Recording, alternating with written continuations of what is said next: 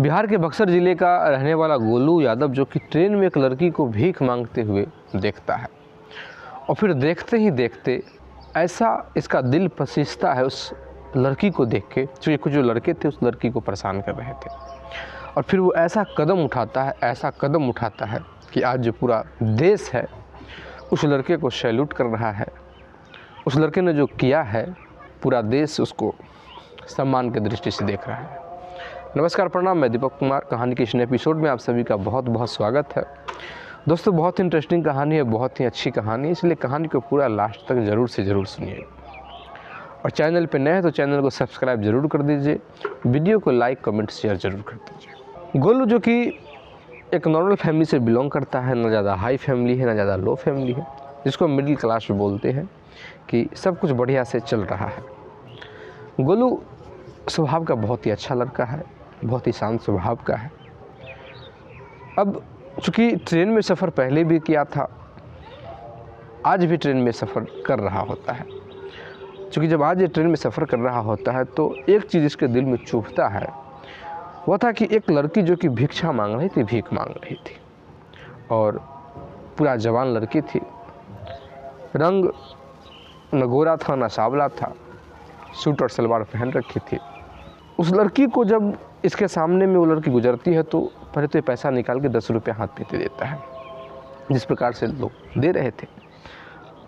अब वो लड़की जैसे ही आगे बढ़ती है तो पता चलता है कि उस ट्रेन में जो कुछ और जो लड़के बैठे हुए थे, क्योंकि जनरल कोच था, पैसेंजर ट्रेन था, तो जाहिर सा बात है कि जो भी लड़के होंगे, कहीं घूमने वाले लड़के थे, कहीं एग्ज़ाम दे के आ रहे थे वो थे, कोई विद्यार्थी था, कोई जो काम करता है, काम करके आने वाला लड़का था। तो सब मजाक करने लगता है, छेड़खानी करने लगता है।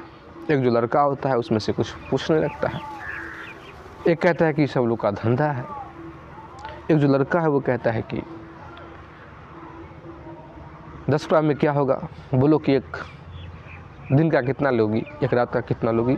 मतलब तमाम तरीक़ा से जो अपना जो बात था वो कहे जा रहा था। जैसे इस सिचुएशन को गोलू देखता है, गोलू बड़ा ही हैरानी में पड़ जाता है। और सबसे गोलू को बुरा एक चीज़ लगा, उसको तो लगा शुरू में कि भाई ये सब चीज़ नॉर्मल चीज़ है, चूँकि अंतिम सफ़र था, समय लगभग रात 8 साढ़े 8 बज रहा था। ऐसा गोलू को महसूस हुआ कि चूँकि हम तो यहीं उतर जाएंगे, क्योंकि गोलू का अगला जो स्टेशन था मात्र 15 से 20 मिनट में गोलू का स्टेशन आने वाला था। लेकिन ट्रेन का जो सफ़र था लंबा होने वाला था। गोलू को यह भी नहीं पता है कि आखिर जो लड़की है कहाँ जाएगी, इस लड़की का सफ़र कहाँ तक का है। और इतना गोलू को पता हो गया था कि मेरा स्टेशन के बाद जो अगला स्टेशन है वो कोई स्टेशन नहीं, ट्रेन तो वहाँ रुकती है लेकिन बिल्कुल सुनसान जगह है। रात्रि में वहाँ विशेष रूप में कोई होता भी नहीं है, कोई पुलिस गार्ड भी वहाँ नहीं होता है, जिसको स्टेशन नहीं कहें, एक होल्ट जिसको बोलते हैं, ताकि ट्रेन वहाँ टिकट नहीं करता, ट्रेन वहाँ पैसेंजर ट्रेन रुकती है वहाँ, ताकि यात्री जो होता है उतर जाता है। टिकट काउंटर भी बहुत जगह पे है, बहुत जगह पे नहीं है।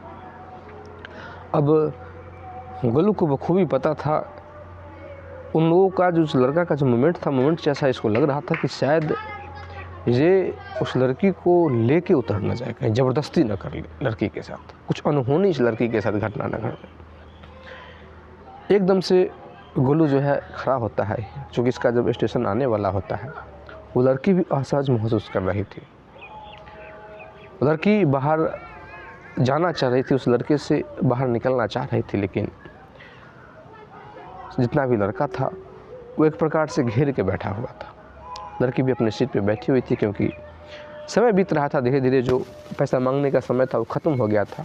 वो लड़की भी अपने घर जाती, उस लड़की का आगे स्टेशन था, वो लड़की अपने घर उतरती, इसीलिए वो लड़की अब बैठ गई थी, एक यात्री के रूप में, मतलब कि बैठ गई थी इस सीट पे, और चारों जो जितने भी लड़का था वो घेर रखा था। गोलू हिम्मत दिखाता है, एकदम से उस लड़की के बगल में जाके बैठता है और इस प्रकार से गोलू बिहेव करता है ताकि जितना भी लड़का था सबको लगा कि शायद जान पहचान का है। लड़की पहले तो इसी को समझती नहीं है कि आखिर ये मेरे साथ ऐसा बिहेव क्यों कर रहा है। एकदम से गोलू जो होता है कान में कहता है कि ये लोग बहुत गलत लोग हैं, तुम्हारे साथ गलत हो सकता है, ऐसा है कि तुम जहाँ स्टेशन पर हम उतरेंगे तुम भी उतर जाना, नहीं तो आगे तुम्हारे साथ बहुत बुरा होगा। जो कि लड़की देख पा रही थी कि मेरे साथ छेड़खानी हो रहा है। एकदम से गोलू जो होता है उतरता है, चूँकि गोलू को पता है कि ज़्यादा कुछ अगर बोलते हैं तो फिर ये ज़्यादा लड़का है, इसको थोड़ा भी अगर ये बात का एहसास हो गया कि हम लोग जानकार एक दूसरे को नहीं पहचानते हैं तो फिर ये लोग कुछ मेरे साथ भी गलत बिहेव कर सकता है। लेकिन जैसे उसको पता चल गया, शक हुआ कि भाई शायद लड़की को जानकार है, लड़की को जानता है, लड़की भी इसको जानती, तो जितने भी वहाँ लड़के थे सब अपने अपने मस्ती में खो गए, मतलब कि साइड हो जाते हैं एक प्रकार से। क्योंकि भाई एक छोटा सा भी बच्चा अगर होता है और फिर उसके सामने में उसकी जान पहचान की लड़की को छेड़ने में किसी को नहीं बनता है। तो यही बात यहाँ भी लागू हुई। अभी तक तो सारे समझ रहे थे कि लड़की बिल्कुल अकेली है, और कुछ लोग लड़के को यह भी लग रहा था कि जैसे ही स्टेशन आएगा इसको पैसा देंगे, भीख मांगती है, पैसा मांगती है, और पैसा के लिए मेरे साथ जो हम कहेंगे वो मेरे साथ करेगी। अब एकदम से गोलू जो होता है अपने स्टेशन पे उतरता है, पीछे से लड़की भी उतर जाती है। लड़की जब उतरती है तो फिर जितने भी लड़के थे वो देखते रहते हैं। लड़की रंग तो पूरा गोरी नहीं थी, लेकिन वाकई बहुत खूबसूरत थी, बहुत ही ज़्यादा खूबसूरत थी। लड़की उतरती है, लड़की रोने लगती है। लड़की रो के हाथ जोड़ लेती है और कहती है कि आप आज हमारा आपने इज्जत बचा लिया, मैं तो डर रही थी, पता नहीं मेरे साथ क्या होने वाला है, क्या हो जाए। लड़की कहती है कि मैं तो इंतज़ार कर रही थी कि कोई पुलिस वाला भी दिखता तो मैं उसको कहता या उसके साथ में हो जाता, क्योंकि पुलिस वाले भी सही नहीं हैं। एक बार मेरे साथ पुलिस वाला भी बदसलूकी किया है, अच्छा बिहेव नहीं किया है, मैं तो आज डर ही गई थी। गोलू कहता है कि तुम क्यों मांगती हो पैसा, क्या ज़रूरत है मांगने की, कितने दिन से मांगती हो। वो लड़की जो होती है और रोने लगती है, और रोती रोती अपनी जो पूरी कहानी है वो बयां करती है। कहती कि दरअसल हम सबसे बड़ी हैं और मेरी माँ मर चुकी है। मेरी माँ मर चुकी है तो पिता ने दूसरा शादी किया, चूँकि जब हम 2-3 साल के थे तभी हमारी माँ मर गई थी। दूसरी शादी पापा ने किया, हमारी सौतेली माँ है, उससे 3 बच्चे हैं। अब क्या है कि कुछ दिन पहले पिता का भी मृत्यु हो गया। माँ भी खेतों में काम करती है, और सच पूछूं तो मुझसे करवाया जा रहा है। करवाया क्या जा रहा है, मैं भी कर रही हूँ, क्योंकि मुझको ये कहा गया है कि जितना तेरी शादी में पैसा खर्चा होगा वो तुमको खुद इकट्ठा करना पड़ेगा, खुद तुम पैसा कमाओ, खुद काम करो। मैं यहाँ भी आती हूँ, भीख भी मांगती हूँ, मैं खेतों में भी काम करने के लिए, मजदूरी करने भी मैं जाती हूँ अपनी माँ के साथ। हम लोग पीछे बहुत गरीब फैमिली से हैं। आप कहिए तो अगर मैं घर ना भी जाऊँ तो फिर हमारी माँ को कोई टेंशन नहीं होगा, कोई दिक्कत नहीं होगा। एक बार खोजने के लिए नहीं आएगी कि मैं कहाँ गई, क्या कर रही थी। हाँ, लेट अगर होगी तो गाली ज़रूर देगी। अब गोलू कहता है कि अब तुम्हारा घर कहाँ है। लड़की जो बताती है तो पता चला कि भाई यहाँ से लगभग 40 किलोमीटर दूर उसका घर है। वो बक्सर में उतरी थी, 40 किलोमीटर दूर यहाँ से तुम्हारा घर है, तो फिर कैसे जाओगी तुम। अभी लगभग 8 साढ़े 8 रात बज रहा है, ट्रेन से तो तुम चली जाती, कैसे होगा। अब वो लड़की कहती है कि मुझे अब समझ में नहीं आ रहा है कि मैं क्या करूं। कोई बात नहीं, मैं स्टेशन पे सो जाऊं, सुबह होगा तो सुबह हम घर चले जाएंगे। गोलू कहता है कि नहीं, ये ठीक नहीं है। अगर तुमको मुझ पर विश्वास है तुम मेरे साथ चलो, मेरा घर मज यहाँ से 2 किलोमीटर है, तुम मेरे साथ चलो और मेरे घर पे रहना। मेरे घर में पूरे फैमिली है, और फिर सुबह तुमको हम छोड़ आएंगे यहाँ। अब क्या होता है कि गोलू जो होता है हिम्मत करता है। गोलू को पता था कि जब हम इस लड़की को घर लेके जाएंगे तो घर वाले कैसा बिहेव करेंगे, घर वाले प्रश्न चिन्ह खड़ा करेंगे, परेशानी होगी, क्योंकि एक जवान लड़की को हम लेके आ रहे हैं। लेकिन गोलू इस बात का परवाह नहीं करता है। गोलू लेके जाता है, चूँकि वो अपने माता पिता को भी समझता था, और गोलू को इतना पता था कि हमारे विषय में माता पिता क्या जानते हैं, क्योंकि आज तक हमने शिकायत का मौका नहीं दिया। गोलू के बारे में आज तक गांव में किसी प्रकार कोई शिकायत नहीं गया था। गोलू उस लड़की को लेके घर पे जाता है। जैसे ही घर के सारे लोग देखते हैं, जब देखते हैं तो बड़ा हैरान होते हैं कि भाई, सबका यही प्रश्न था कि भाई कौन है ये, कौन है, कौन है। गोलू बैठता है, कहता है कि बैठो। चूँकि इतना ही देर में गोलू की जो बहन होती है वो चाय बना के लाती है, चाय देती है। अब वो जो लड़की थी उसके हाथ में जब चाय जाता है तो चारों सभी लोगों को देख भी रही है, चाय भी पी रही है। वो तो बस देख ही रही थी, उसके आँख से बस आंसू ही गिर रहा था। एकदम से पिता जो होते हैं गोलू के, कहते हैं कि स्पष्ट बताओ कि आखिर कौन लड़की है, कहाँ से लेके आए हो, कोई जान पहचान की है, क्या है। गोलू एक एक बात बताता है कि पिताजी ऐसा ऐसा बात है, ऐसा ऐसा स्थिति था, इसलिए हमने ले आया। बड़ा पिता खुश होते हैं। एक जो चाची थी, चाची कहती है कि वो तो ठीक है, लेकिन जब लोगों को पता चलेगा तो फिर लोग कैसी कैसी बातें करेंगे। गोलू के पिता कहते हैं कि लोग जो बातें करेंगे उससे ज़्यादा वैल्यू इस लड़की का इज्जत का है। अगर इसके साथ कोई अनहोनी हो जाता तो फिर क्या होता। तो लोग का परवाह नहीं करना है, लोग क्या कहते हैं, और कोई बात नहीं, लड़की यहाँ है, सुबह चली जाएगी। एकदम से भाई इसको सुलाना कहा है, तो फिर गोलू की जो बहन थी वो कहते हैं कि मैं अपने साथ सुला लेती हूँ। और बखूबी सबको पता था कि ये लड़की भिक्षा मांगती है, भीख मांगती है। उसके पास लगभग 400 रुपया उस दिन का कलेक्शन था, मतलब कि उस दिन 400 रुपया उसने मांगे थे। जो कि सभी 10 रुपया नहीं देता, कोई 1 रुपया भी देता है, कोई नहीं भी देता है। अब क्या होता है कि गोलू की जो बहन है पूरी रात उससे बात करती रहती है, बात करती रह जाती है, पूरा रात निकल जाता है बात करते करते हुए। ये जो लड़की जो बात बताती है, दिल खोल के अपनी बात करती थी। जैसे ही सुबह होता है तो गोलू की बहन उठती है और अपनी माँ से कहती है कि मम्मी, मैं इसको मैं जाने नहीं दूंगा, इसको हम अभी और अपने साथ रखना चाहते हैं, हमारी बहुत अच्छी दोस्त बन गई है ये, प्लीज़ आप इसको आज मत जाने दो।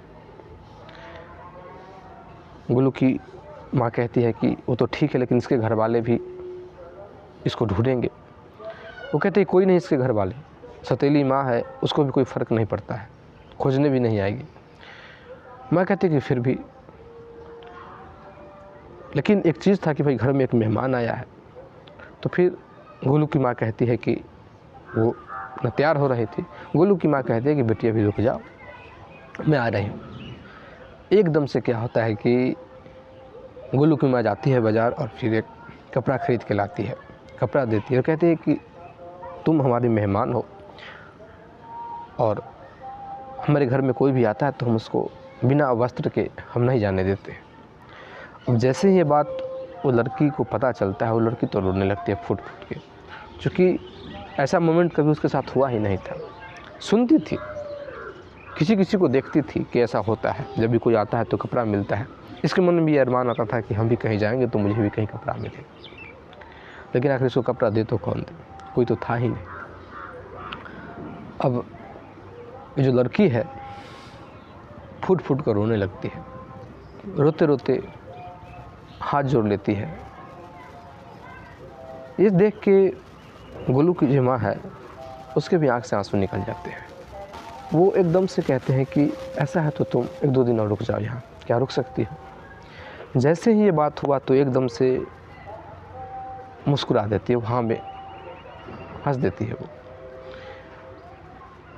अब जब वो हंस दी तो फिर सारे लोग प्रसन्न हो जाते हैं कि चलो 1-2 दिन और ये रुकेगी यहाँ।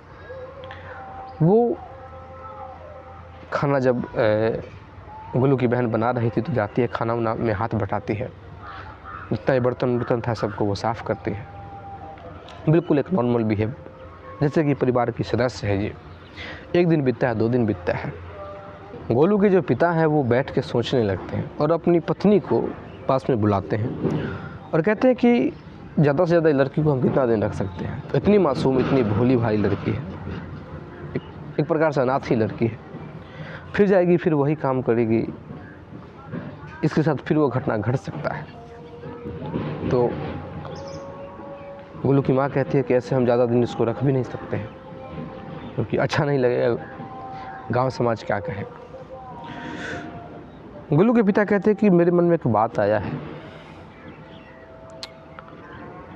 गोलू की माँ बोलती है क्या?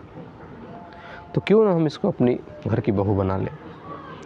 जैसे ही बात होता है तो एकदम से गोलू की माँ रुकती है, सोचती है, फिर कहते हैं कि फिर लेकिन लोग क्या कहेंगे। गोलू के पिता कहते हैं कि अच्छा कोई बात नहीं, एक बार हम गोलू से बात कर लेते हैं। बाहर बैठा हुआ था गोलू। गोलू के पास जाते हैं और कहते हैं कि बेटा तुमने उस लड़की को ले तो आए हो, क्या तुम उस दिन का इज्जत बचाने के लिए लेके आए हो या तुम चाहते हो कि लड़की सेफ रहे? तो गोलू कुछ नहीं बोलता है, क्योंकि उसको समझ में नहीं आ रहा था। गोलू के पिता कहते हैं कि अगर तुम चाहते हो कि ये लड़की सेफ रहे, ठीक से रहे, तो भाई एक हाथ तुम इसका पकड़े हो तो हाथ मत छोड़ो, विवाह कर लो, इससे शादी कर लो। जैसे ही बात होता है तो गोलू तो मुस्कुराता है, क्योंकि गोलू के मन में वो बात आया था, लेकिन वो देख रहा था कि हम इस बात को जाहिर कैसे करें। ये बात कहेंगे तो फिर अच्छा नहीं होगा, और चूँकि हम ये बात कहें, अपने मन से कहें, वो लड़की क्या सोचेंगे कि भाई हमको लेके ही आया है शादी करने के लिए। तमाम तरीके की बात मन में होती है। गोलू एक बात कहता है कि ऐसा है कि हम लोग अपने मन से ना सोचिए, एक बार उस लड़की से पूछ लो। और वही होता है कि ये पूछेगा कौन? तो गोलू की माँ जाती है और कहती है कि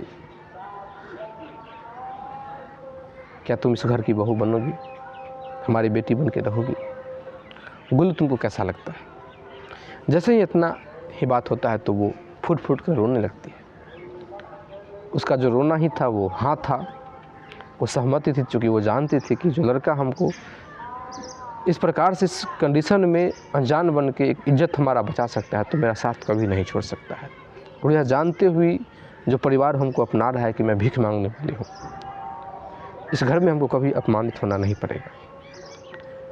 और एकदम से वो हाँ में राजी देती है, और तुरंत जो उसी दिन उसी समय पूरे जो परिवार के लोग हैं मार्केट जाते हैं, सामान खरीदते हैं और मंदिर में जाके शादी कर लेते हैं। विधि पूर्वक जो भी शादी होती है, शादी की रस्म करते हैं। और बिल्कुल जब ये खबर लोगों को पता चलता है, गांव समाज में फैलता है, अगल बगल के लोग थे वो तो शुरू में कुछ बोलते हैं, लेकिन जब पता चला कि लड़का ने इतना हिम्मत दिखाया है, लोग तारीफ़ कर रहे हैं। और एक शिक्षा भी मिल रहा है कि शादी तो सबको करनी है, शादी ही तो करनी है। अगर इस प्रकार से कोई शादी करता है तो वास्तव में एक कहानी बन जाता है, एक इतिहास बन जाता है। दोस्तों, मेरा विश्वास है कि ये कहानी आपको अच्छी लगी होगी। अगर इसी प्रकार का और भी कहानी सुनना चाहते हैं, देखना चाहते, तो चैनल को सब्सक्राइब कर दीजिए, वीडियो को लाइक कर दीजिए, शेयर कर दीजिए, कमेंट कर दीजिए। जय हिंद, जय भारत।